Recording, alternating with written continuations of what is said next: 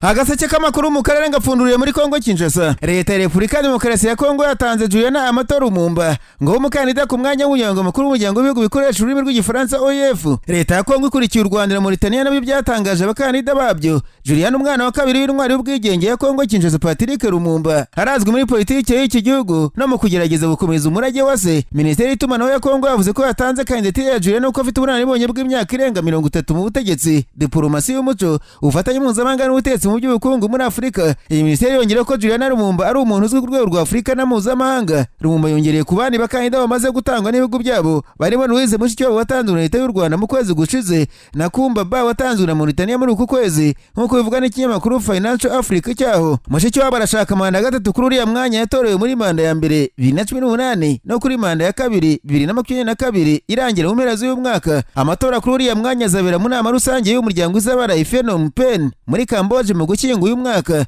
Ibihugu byose bigize Francophonie byemerewe gutanga abakandida kuri uriya mwanya. Igihe ntarengwa cyo gutanga abakandida ni mu kwezi kwa kane. Lumumba y'imyaka 70 yavukiye mu mujyi wa Kisangani nyuma y'amezi make gusa se Patrice atangajwe nka minisitiri w'intebe wa mbere wa Kongo Kinshasa ibonye ubwigenge ku Bubiligi. Mbere gato yuko se yicwa mu 1960 ubwo yari afite imyaka 5 yajyanwe mu Misiri, aho Perezida Gamal Abdel Nasser wari inshuti ya Lumumba ubonaga urugamba rukomeye arimo yemeye kwakira abana be na nyina. Lt.Col yakuriye mu Misiri ahiga amashuri abanza, ayisumbuye na kaminuza i Cairo mbere yo kujya gukomereza amashuri i Paris mu Bufaransa n'ubuzima mu Bubiligi. Lt.Col mbere yatangaje ko mu Misiri bategeze bahabwa ibyangombwa nk'impunzi, ahubwo bari abashyitsi bwite ba Perezida Nasser kandi bize mu mashuri meza kugeza barangije. Kuva 1997 Laurent Kabila urugeze ku butetsi yagariye Lt.Col mu gihugu amugira minisitiri w'umuco, umwanya yamazeho imyaka 5. Lt.Col Lumumba ari umwe mu mpirimbanyi za politiki ya se kandi yabaye mu rugamba rwo kuvana mu Bubiligi igice gito cy'umurambo wa se, ni ukuvuga iryinyo cyari cyarabitswe n'umwe mu bamwishe, umubiri we bakawushyira muri aside ugashonga. Hanyuma ariko makuru aturuka muri Sejussa bwa Kongo avuga ko Lt.Col Willy Ngoma yamaze gushyingurwa mu mashyamba yo muri Masisi, mu gihe abakunzi bari biteze ko ashobora gushyingurwa mu cyubahiro. Bivuga ko Ngoma yashyinguwe kwa gatatu w'iki cyumweru nyuma y'umunsi umwe yiciwe mu gitero cya drone cyagabwe muri teritwari ya Masisi. Umunyamakuru Ruwara abinyujije kuri rwari rwa X yavuze ko bitandukanye n'amakuru avuga ko umurambo wa Col Willy Ngoma agomba kugarurwa i Goma. Amakuru avuga ko yashyinguwe nta kibariro na gitahawe kandi mu ibanga rikomeye kwa gatatu mu ishyamba riri hafi ya Rubaya. Amakuru y'uko Willy Ngoma yashyinguwe mu ibanga aje nyuma y'uko kuva yapfa AFCM23 yakomeje kurucika rumira, kuko nta n'itangazo ryahizwe ahagaragara cyangwa se ubutumwa bwihanganisha umuryango we n'umuha icyubahiro yigeze ishyira hanze ku mugaragaro. Ruwara yavuze ko ku ruhande rwa AFCM23 hari abagerageza kugabanya uburemere bw'ikibazo, aho bamwe bavuga ko Willy Ngoma ari umusirikare yari yarahiriye igihugu kandi yapfiriye ku rugamba. Uyu munyamakuru cyakora yavuze ko nubwo Ngoma ari umusirikare, ukuri ari uko atari umusirikare usanzwe. Ati gushyingura umurambo we mu buryo bwihuse kandi butagira icyubahiro bituma bamwe bakeka ko uwo mutwe washaka guhita usibanganya ibimenyetso, bikongera imbaraga ku bavuga ko ashobora kuba yarishwe mu gikorwa cyo kumukuraho cyabereye imbere muri AFCM23 aho kuba yaraguye mu gitero cya drone za Tshisekedi wa Kongo Kinshasa. Ntarava muri Kongo Kinshasa amakuru make avuga ko abantu 18 aribo bapfanye na Lt.Col Willy Ngoma waza n'umuvugizi w'igisirikare cy'umutwe wa AFCM23 nyuma y'ubwo igitero cya drone ingabo za leta ya Kongo Kinshasa. Kwa gatatu nta makuru letazi by'abongereza byari byatangaje ko byaho amakuru y'uko abantu 9 aribo baguye muri kiriya gitero. Amakuru atangwa n'ikinyamakuru Report cyo muri Uganda gisanzwe gikorana bya hafi n'ubutasi bw'icyo gihugu avuga ko abantu 19 barimo Willy Ngoma aribo bapfuye. Iki gitangazamakuru kivuga ko bitangira Lt.Col Ngoma na bagenzi be bari bitabiriye inama yo gufata ingamba yabaye mu ijoro yo ku itariki ya 20 Gashyantare. Ni inama yabereye mu nzerere mu rwuri ruherereye mu gace ka Rubaya muri teritwari ya Masisi. N'urwura amakuru avuga ko urwa General Gahizi no mu ngabo za Kongo Kinshasa FARDC. Report mu makuru avuga ko yawe n'amasoko menshi azibyabaye ivuga ko Lt.Col Willy Ngoma n'abayobozi bakuru b'ingabo za FARDC bari bateraniye muri iyo nzu mu rwego rwo kuganira ku ngamba zo guhangana n'imirwano yari irimo gukaza umurego hafi y'umujyi wa Rubaya ukungaye ku mabuye y'agaciro ya koruta. Mu bari bitabiriye inama harimo n'umugaba mukuru w'ingabo za AFCM23 General Sultani Makenga. Iyo nama ngo yabaye kugeza mu masaha y'urukerera nyuma y'ibiganiro ndetse no gufata ifunguro birangira Makenga avuye muri iyo nzu mu masaha 8 z'ijoro aherekejwe n'imodoka nke z'abari bamucungiye umutekano.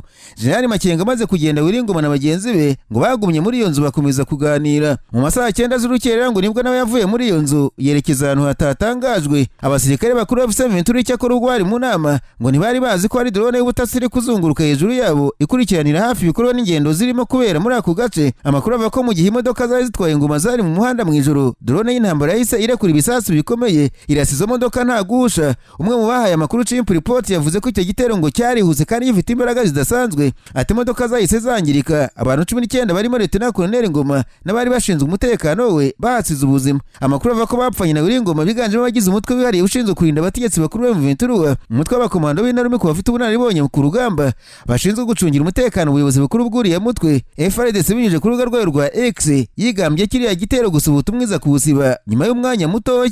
Nkivuga ku rupfu rwa Lt.Col Willy Ngoma, mbabwire ko General David Sejussa Tinyefuza woze mu ngabo za Uganda yagaragaje ko igikorwa cya Kongo Kinshasa yakoze cyo kwica Lt.Col Willy Ngoma wa AFCM23 kigize kwica mu buryo bukomeye amategeko y'intambara. Kwa kabiri w'iki cyumweru nibwo Willy Ngoma wari umuvugizi w'igisirikare cya M23 n'abandi bantu bari kumwe nawe biciwe mu gitero cya drone bagabweho mu gace ka Rubaya. Igitero cyabaye mu gihe ku itariki ya 18 Gashyantare Kinshasa na AFCM23 bakabaye baratangiye kubariza agahenge kifujwe na Perezida Jolene Lorenzo Wangura. AFCM23 imaze igihe ishinja leta ya Kongo kuba ikomeje kwica amasezerano yo gutanga agahenge bagiye bumvikana, arimo n'aho impande zombi zagezeho mu biganiro bya Doha bizihuza. General David Sejussa binyuje ku rubuga rwa X yasobanuye ko bitemeye kwica cyangwa se gufatamira abasirikare bo muhanganye mu gihe cy'agahenge, ati amategeko y'intambara abuza mu buryo bweruye ibikorwa by'ubugizi bwa nabi mu gihe cy'agahenge, ibyo birimo kwica, kugaba ibitero cyangwa se gufata abasirikare b'umwanzi. Aya mategeko anagena kandi ko kutaryarya ari inkingi ya mwamba y'agahenge. Sejussa avuga ko kuba leta ya Kongo iherutse kwica Willy Ngoma nabo bari kumwe bakoze amakosa akomeye, ati ibyo Kongo Kinshasa n'abashyigikiye bakoze bifatwa nko kwica mu buryo bukomeye ku mategeko mpuzamahanga agenga intambara. Ku bw'iyo mpamvu kwicwa kw'abo bakomanda ntikwafatwa nko kwicwa mu mirwano isanzwe, ahubwo ni igikorwa cyo kwica umuntu cyateguwe. Sejussa yavuze ko M23 nyuma yo kwicirwa abantu ubu yemerewe guhita yihimura hatitawe ku masezerano y'agahenge. Yavuze kandi ko uyu mutwe wemerewe gukaza ingamba biciye mu kwigarurira uturere twose no gukora ubukangurambaga bwuzuye bw'intambara. Yavuze kandi ko nyuma y'urupfu rwa Willy Ngoma M23 nk'uruhande rwahohotewe igomba gukurikirana mu nkiko barugizemo uruhare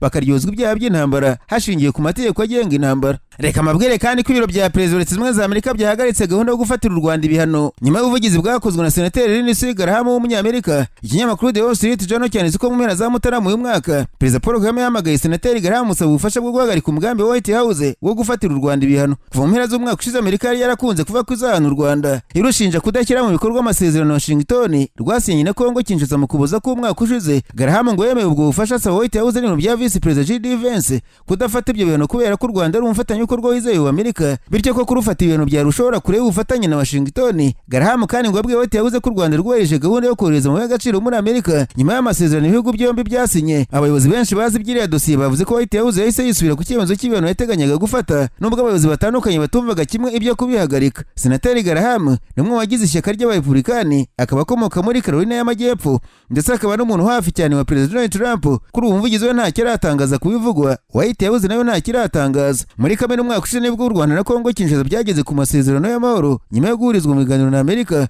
Ni amasezerano akubiyemo ingingo zitandukanye zirimo guhagarika imirwano hagati y'ingabo za leta ya Kongo n'umutwe wa AFCM23 abarwana, hari ugusenya umutwe w'iterabwoba FDL ufashe ingabo za leta ya Kongo muri iyo ntambara no gukuraho ingamba z'ubwirinzi u Rwanda rumaze igihe rwarafashe. Mu kuboza ko umwaka ushize Perezida Kagame na Tshisekedi bemeje burundu ariya masezerano mu muhango wanitabiriwe na Perezida wa Amerika Donald Trump. Senateri Graham wari witabiriye umuhango yavuze ko ayo masezerano ari ikintu cyari hafi kudashoboka gutekereza, ariko ubu kikaba cyarabaye impamo. Icyakora nyuma yo kuyasinya imirwano ikomeye yongeye kubura hagati y'ingabo za leta ya Kongo na AFCM23 byitwa kushyigikiwe n'u Rwanda, mu gihe M23 ishinja ingabo za Kongo kuba arizo zigaho ibitero. White House yabwiye ikinyamakuru The Wall Street Journal ko ibikorwa by'u Rwanda burasezwa bwa Kongo binyuranyije ku buryo bugaragara n'amasezerano ya Washington, kandi ko Amerika ishaka u Rwanda na M23 bita bikura ingabo zabyo muri ako karere. Umuvugizi wa leta y'u Rwanda Yandi Makuru yabwiye kiriya kinyamakuru ko u Rwanda rwemeje gushyira mu bikorwa ariya masezerano, anashinja Kongo n'imitwe ishyigikiye gukomeza kuyica. Amakuru avuga ko ibyo Amerika yarimo gutegura gufatira u Rwanda byagomba guhabwa abayobozi bakuru barwo n'abaye mu M23 mu rwego rwo kurengera amasezerano ya Washington. Amerika igaragaza impungenge z'uko ariya masezerano ashobora gusenyuka burundu mu gihe nta ngamba zaba zifashwe. Hagati aho guverineri w'intara y'Kivu y'Amajyaruguru washyizweho n'ihuriro rya AFCM23 rirwanya ubutegetsi bwa Kongo Kinshasa, Colonel Bahati Musanga Erasto,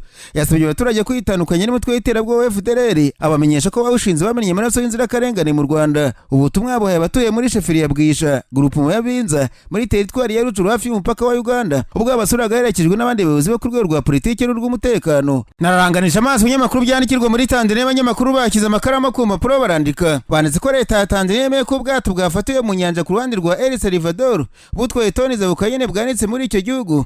Tanzania ariko ishimangira ko ubwo bwato bunini budakoreshwa cyangwa se ngo bari ubw'abanyatanzania. Mu cyumweru gishize abashinzwe abashinzwe umutekano mu nyanja El Salvador batangaje ko bafashe ubwato butwaye toni 6 zirenga za kokayine kandi ko ari byo biyobyabwenge byinshi cyane mu mateka bari bafashe icyarimwe. Ibyo biyobyabwenge bihishe byafatiwe mu bwato bureshya na metero 54 bwanitse ku gihugu cya Tanzania buri kumwe na kilometero 611 uvuye ku mwaro w'iki gihugu cyo muri Amerika yo hagati. Abantu 10 batewe muri yombi bavuye mu bihugu bya Colombia, Nicaragua, Panama na Ecuador. Umuvugizi wa leta ya Tanzania Gerson Musigo yabwiye abanyamakuru ubwo bwato bwanitswe muri Zanzibar biciye ku mu agent ariko ashimangira ko budakorera mu mazi ya Tanzania. Musigo ati ubwato bwanitse ku gihugu runaka n'ibisobanuye ko bukoreshwa cyangwa se bukorera muri icyo gihugu atabubwo bushobora kwandikwa hanga ariko bukorera hariya kandi niyo mpamvu ku makuru hari n'abanyatanzania bafashwe n'ubwato bwanitse kuri Tanzania ko butari ubwa Tanzania. Musigo avuga ko leta ya Tanzania yafashe ingamba zirimo kwambura buriya bwato inyandiko ziburanga kandi ko bagerageje kuvugana na banyirabwo nubwo kugeza ubu atarayemera ibyo basabwe. Si ubwa mbere amato yanditse kuri Tanzania yafatiwe mu bikorwa byo gutwara ibintu bitemewe.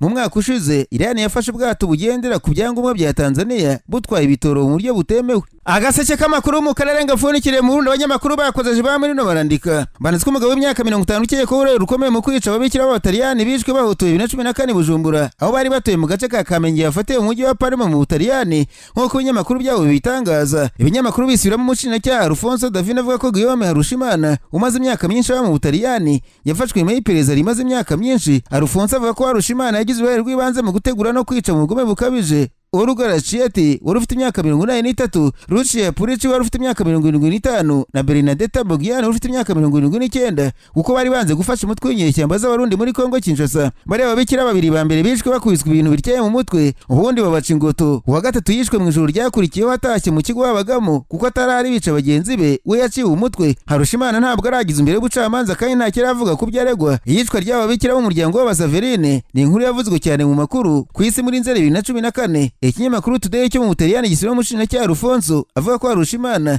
yari umwizerwa kuko ukuriye umuryango bari ababikira ariko yafashije abicanye ba makuru abafungurira urugo ababikira babagamo no kubayisha mbere yuko bakora ubwicanyi. Umushinjacyaha Alfonso yavuze ko Harushimana yagiye mu Butaliyani 2015 nyuma y'uko izina rye rivuzwe kuri radio n'abantu ubwabo bemeye ko ari bo bishe bari ababikira. Umwe muri abo bemeye ubwicanyi nyuma nawe yaje kwicwa. Umushinjacyaha Alfonso avuga ko mu iperereza basanze bateguye n'abakoze ubwicanyi bose bakoranye n'igipolisi cy'ibanga cy'u Burundi kandi bahawe amabwiriza na Jari Adolphe Nshimirimana bikeye ko ari we wategetse ko bica bari ababikira kuko banze gufasha no kuvuga kuvura no guha imiti umutwe w'inyeshyamba z'abarundi muri Kongo Kinshasa.